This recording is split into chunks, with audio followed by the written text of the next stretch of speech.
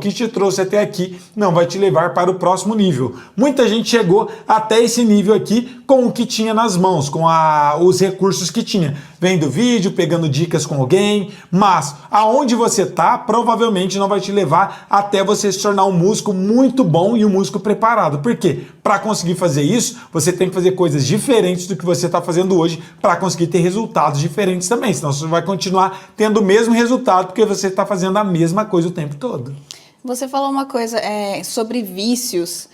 Eu não sabia que tinha esse tipo de coisa, assim, vícios na música também. Na Você música, pode dar algum demais. exemplo? Vários exemplos. Primeiro, digitação é a coisa mais terrível que acontece dentro da música. Quem não sabe o que é digitação, é a forma de você tocar. Por exemplo, no violão, quando a gente vai tocar, existe o dedo correto de usar. Mas ninguém entende a ciência por trás disso. Como que eu vou executar? Principalmente se você começa a tocar, eu vejo muita gente fazendo solinho com um dedinho só, ou às vezes toca numa cordinha só. Aí tira uma musiquinha e fala, olha que legal, tá brincando, parece que é algo muito simples. Mas se você não sabe a digitação correta, não sabe usar as regiões do violão, quando você precisa tocar um solo mais rápido, você vai ter dificuldade. E pior ainda, muita gente não usa o dedinho.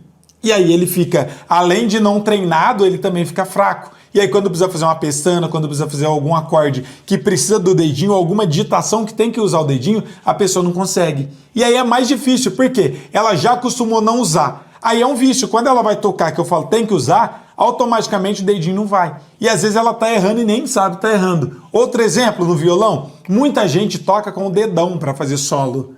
E o dedão é só um dedo, ele é muito lento. Para a gente fazer solos rápidos, a gente precisa ter técnica, que seria o IMM, que é inclusive o primeiro exercício que eu passo no curso de violão. IMM tem o exercício de MA, tem o exercício que você usa os 3 dedos. Por quê? Um dedo é lento, 2 dedos é muito rápido, 3 dedos é muito mais rápido. E é técnicas que parecem coisas simples, básicas, mas que as pessoas erram. Outra coisa, no teclado, um exemplo também. As pessoas é acostumado a tocar com um dedinho só, ou às vezes não sabe que existe a técnica de passagem de dedo. Quando termina o dedo 3, você sempre tem que estar pensando na melodia, sempre um passo à frente para saber qual é o próximo dedo. Se não acaba seu dedo, você chegou no dedinho na mão direita, o que você faz? Você vai ter que tirar a mão ou vai ter que virar, aqui não é ergonômico, e você acaba não dando conta de tocar, por exemplo, uma melodia mais rápida por conta disso. As pessoas acreditam que é falta de técnica. Fala, não consigo tocar esse solo porque é muito rápido e eu sou muito lento. Então eu falo, você é lento por quê? Porque eu não sei, eu não consigo, eu treino, não saio do lugar, eu não sei por quê. É porque eu não tenho dom, provavelmente, para usar esse argumento. Mas não é por conta disso, é porque você está fazendo digitação completamente errada. Então isso é só um exemplo básico para vocês entenderem. Mas tem várias outras questões, como pessoas decorar regras erradas, acreditar em coisas que é de um jeito, mas é completamente de outro jeito, e aí acaba acostumando com aquilo, e aí quando vai aprender o jeito certo, aí já perdeu muito tempo e aí fica muito mais difícil de aprender, porque tem que desaprender o que já sabe que aprendeu errado para aprender o certo. E acho que isso é o pior, né? Quando você tem que desaprender para você aprender o certo. Acho que isso é uma das coisas que mais trava também, principalmente quando alguém começa um curso, que começa a fazer certinho, aí ela começa a ver, nossa, quanta coisa diferente que eu fazia, errada, e agora eu tenho que aprender de novo, e aí muitas pessoas até ficam travadas justamente por causa disso, né? E eu não sabia que existia. Nossa, tem muito isso, acho que é o que mais acontece. Até o martelinho do teclado, o jeito que tem que tocar a mão, a posição da mão, o jeito de você regular o seu pedestal, tudo isso interfere. Eu vejo que muita gente tem uma técnica horrível e não consegue executar as coisas porque não sabe a técnica. Mas como que eu vou descobrir qual é a técnica? Por isso que existe um passo a passo e um cronograma. Mas quem foi que falou que é desse jeito? Por isso que tem estudo formal, por isso que eu fiz aula, o professor vai te ensinar, a mão é assim, é como se você estivesse segurando uma bolinha. Aí você não sabe, por exemplo, é uma dica muito básica, aí você não sabe que a posição da mão é assim, aí você vai tocar com os dedos retos. Aí você vai tocar um acorde que tem tecla preta, a sua mão não vai chegar. Aí você fala, nossa, a minha mão é curta. Ou a minha mão é gordinha, eu não consigo executar, é pequena. Na verdade, não tem nada a ver com isso, tem muito mais a ver com técnica. Ou abertura da mão para poder tocar violão. Aí você fala, minha mão é pequena, eu não consigo fazer tal nota. Aí você vai ver um oriental, uma criancinha tocando, fazendo um acorde que uma pessoa gigante não consegue. Por quê? Técnica, jeito certo. E se você aprende do jeito errado, para você mudar para o jeito certo, é muito mais difícil depois. Eu falo por experiência própria, porque já teve coisas de eu ficar fuçando na internet e achar que é de um jeito, e aí depois eu vejo e falo, caramba, não é assim, e para desaprender? Aí é um trabalho violento, então por isso que é importante sempre ter alguém instruindo para você fazer sempre do jeito certo. E fora que o resultado é muito mais rápido, porque você vai, além de fazer da forma certa, você não vai ficar travado sem saber exatamente qual o próximo passo. Igual muita gente fala, tô travado, igual a gente falou, tô travado em tal lugar, professor, o que eu faço para me evoluir nisso?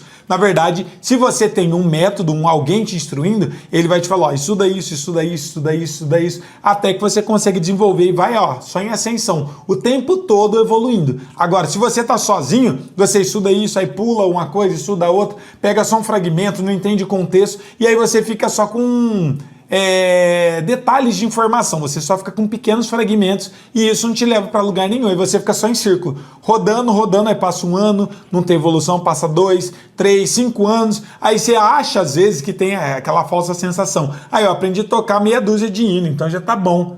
Mas você está no mesmo nível, tocando os mesmos hinos, do mesmo jeito, com os mesmos ritmos, com os mesmos acordes, não consegue fazer um dedilhado, ou não consegue tocar de ouvido, ou se faz mais ou menos. Aí quando você olha para frente, ou melhor, quando você olha para trás, você vê pessoas que começou bem antes, bem depois de você, tocando igual você ou melhor. Eu já vi várias pessoas desse jeito. Vou dar um exemplo básico. Na igreja aqui, a minha mãe mesmo fala. Minha mãe é um exemplo que não estuda. Ela aprendeu o basicão e ela acha que aquilo lá já é o suficiente.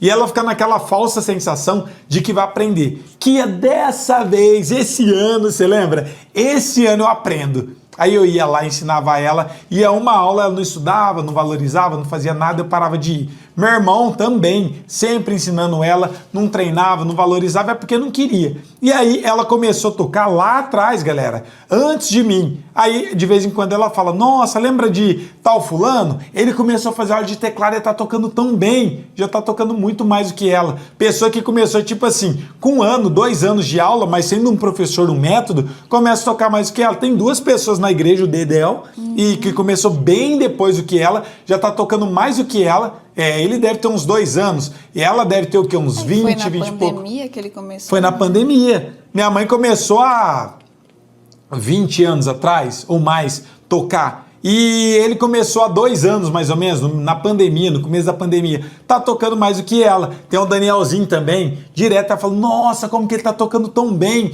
E o menino não tocava nada e já tá tocando mais. Por quê? Todos eles foram correr atrás de aprender, de fazer aula, de ser instruído para conseguir se desenvolver cada vez mais. Então, não adianta, sozinho, de verdade, a gente fica andando em círculo e com aquela falsa sensação que tá evoluindo, mas não sai do lugar.